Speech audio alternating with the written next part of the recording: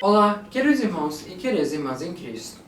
Hoje eu quero trazer uma pregação sobre as 3 verdades sobre o vaso na mão do olheiro.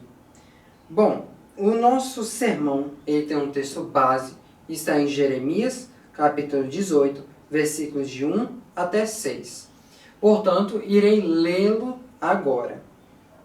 A palavra do Senhor que veio a Jeremias, dizendo: Levanta-te e desce à casa do oleiro, e lá te farei ouvir as minhas palavras. E desci à casa do oleiro, e eis que ele estava fazendo sua obra sobre as rodas, como o vaso que ele fazia de barro. Quebrou-se na mão do olheiro, tornou-o a fazer dele outro vaso, conforme o que pareceu bem aos olhos do oleiro fazer. Então veio a mim a palavra do Senhor, dizendo: Não poderei eu fazer de vós como este olheiro, ó casa de Israel? Diz o Senhor: Eis que, como barro na mão do oleiro, assim sois vós na minha mão, ó casa de Israel. Então, eu quero fazer uma introdução sobre a nossa pregação em Jeremias capítulo 18. Aqui temos a parábola do oleiro. Jeremias ele estava numa fase difícil do seu ministério, porque o povo de Judá havia dado as costas a Deus. Eles estavam seguindo falsos profetas e adorando ídolos em vez de Deus. Então, Jeremias ele foi confrontado com uma tarefa. A tarefa de pregar o arrependimento a uma nação rebelde e apóstata. Agora, era necessário que Deus ele desse uma lição para Jeremias, e assim ele foi e enviou Jeremias até a casa desse oleiro. E foi assim que tivemos essa parábola. Então, tem lições vitais que nós podemos compreender aqui. Primeiro, Deus é o oleiro. Por quê? Primeiramente, Ele tem todo o poder. Nossas vidas estão na mão de uma força invisível. E note que é uma força entre aspas. Contudo, estamos sujeitos ao que se chama destino cego, entre muitas aspas. Nossas vidas estão na mão de um Deus todo-poderoso. Deus não é apenas um mero criador. Ele é o nosso Pai e Ele tem uma preocupação pessoal com a vida de cada um de nós. Ele se preocupa com cada um de nós, os irmãos. Então, o que a gente pode lembrar é quando Isaías, capítulo 64, versículo 8 diz: Mas agora, ó Senhor, Tu és nosso Pai, nós somos o barro e Tu o nosso oleiro, e todos nós somos obra das Tuas mãos. Ou seja, Ele tem um plano. Assim como o oleiro tem um plano para o pedaço de barro, Deus tem um plano para as nossas vidas. Ele vê aquele produto já acabado em sua frente. Quando Ele vê as nossas vidas, Ele já viu um princípio ali. Enquanto nós não iremos ver nenhuma importância, porque nós não vemos como Deus vê. E é por isso que Paulo vai nos dizer isso em Filipenses, capítulo 1, versículo 6. Tendo por certo isto mesmo, que aquele que em vós começou a boa obra a aperfeiçoará até ao dia de Jesus Cristo. Outra coisa que nós podemos compreender é que Deus tem poder. Ele não somente tem um plano para nós, mas Ele tem o poder de realizar essas ideias, estes planos em nossas vidas. Além disso, ele é soberano sobre tudo isso. Romanos capítulo 9, versículo 21 diz: não tem o oleiro poder sobre o barro, para da mesma massa fazer um vaso para a honra e outro para a desonra? Deus também tem paciência. O oleiro, ele tem que trabalhar pacientemente naquela obra, naquele barro, moldando com ternura a sua forma. Lembrem-se, a pressa é inimiga da perfeição. Então, dessa mesma forma, Deus vai dirigindo pacientemente as nossas vidas. Ele vai criando o caminho e vai vagarosamente guiando a gente. Se Ele quer que a gente vá à direita, Ele vai guiar. Se Ele quer que a gente vá para a esquerda, Ele vai. Mas Ele não vai fazer isso. Vá para a direita, vá para a esquerda. Não. Vá para a direita e você vai vagarosamente, sem pressa.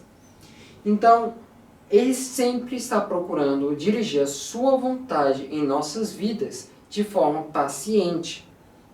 Então, leva tempo para fazer um produto de qualidade. E Deus está disposto a esperar para ter essa qualidade. Aqui, uma lista, porque muitas pessoas podem dizer: ah, Edward, isso é uma baboseira. De onde é que você tirou isso?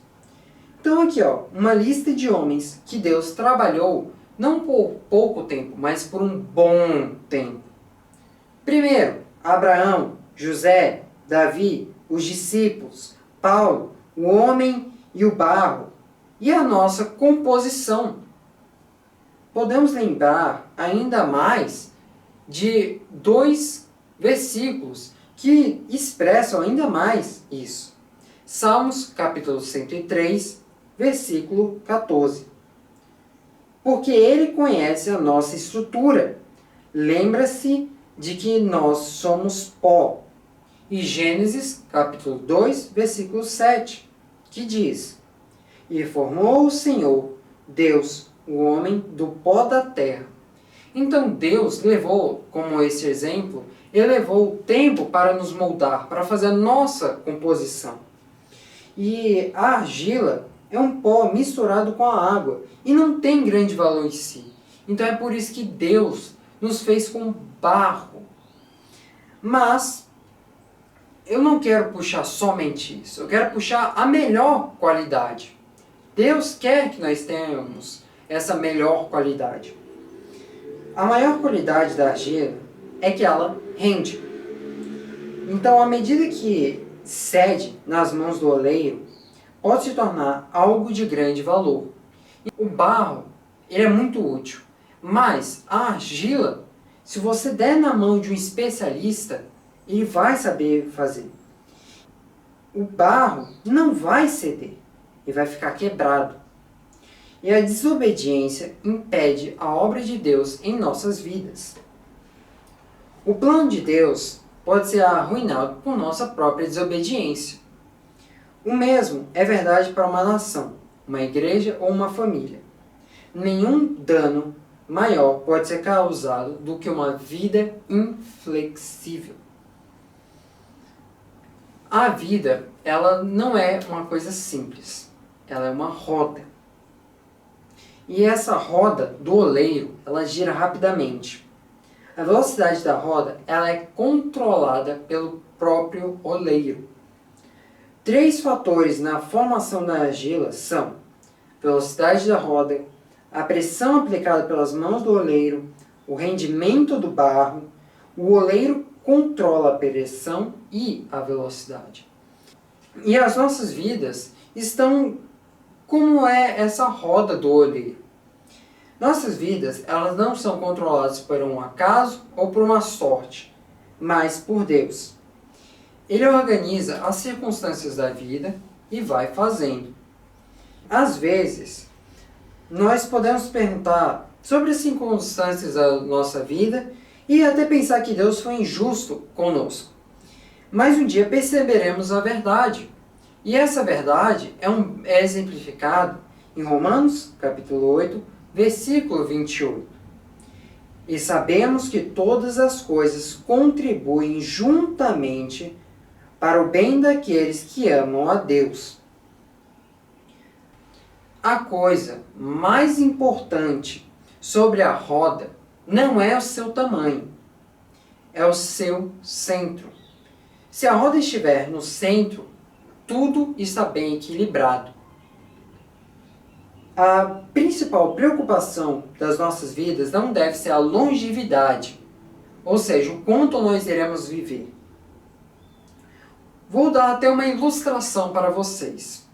Um pesquisador na Califórnia descobriu uma coisa. Comendo a mesma dieta que ele dava aos seus ratos, ele podia viver mais. Mas quem quer comer comida de rato? Vamos falar a verdade. Então, nossa preocupação deve ser se nossas vidas estão ou não no centro. Ao túmulo, ela deve ser uma vida plena. E o centro das nossas vidas é apenas um. Deus, o Filho de Deus, que é Jesus Cristo.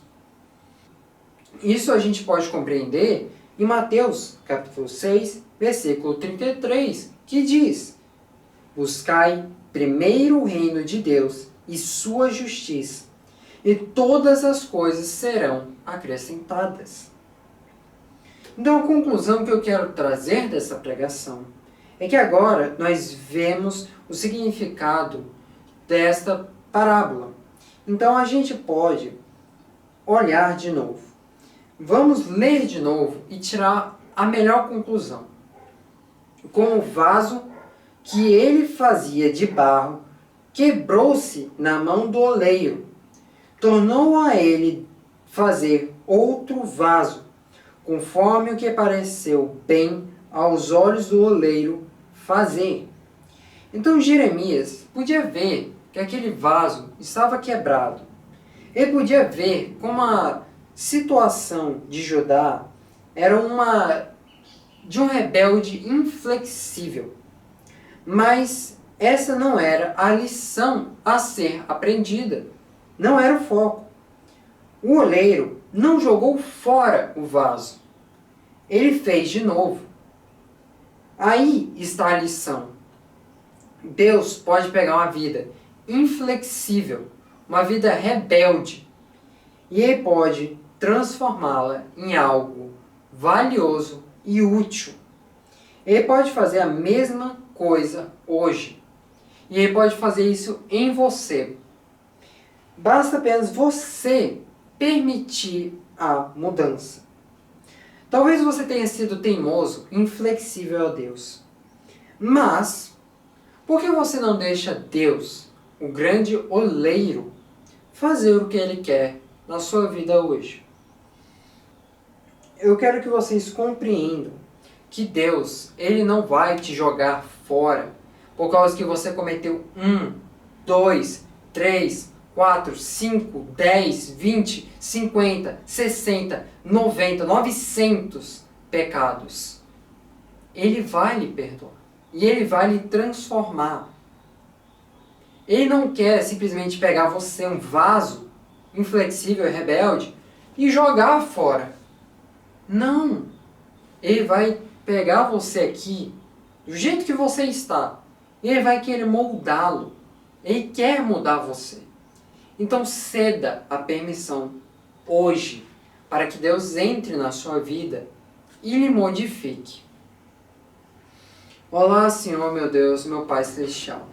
Que você possa, Senhor, ajudar nossos irmãos a compreenderem que Deus pode transformá-los. Que eles não desistam porque eles cometeram 10, 200, 1000 pecados. Porque Deus pode perdoá-los. Deus pode olhar para eles e moldá-los novamente. Que eles não precisam ficar preocupados com toda essa questão de que agora a chance deles irem para o céu já era, foi rasgada. Não. Que eles possam voltar e buscar totalmente a Deus. Porque Deus é quem vai fazer todas essas coisas por eles. Deus quem irá moldá-los.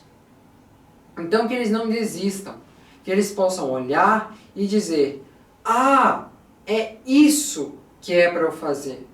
Não é para eu ficar toda hora com medo de que, eu fiz um pecado. Não, ele pode se arrepender e Deus irá moldá-lo. Então, Senhor, ajuda os nossos irmãos a compreenderem a parábola e que eles possam orar por aqueles irmãos que estão nesse caminho de um rebelde inflexível. Que você possa, Senhor, ir até esses irmãos, até os incrédulos e modificá-los, moldá-los. Portanto, Senhor, eu lhe agradeço por tudo que tu tem feito por nós, agora e para todo sempre. Amém.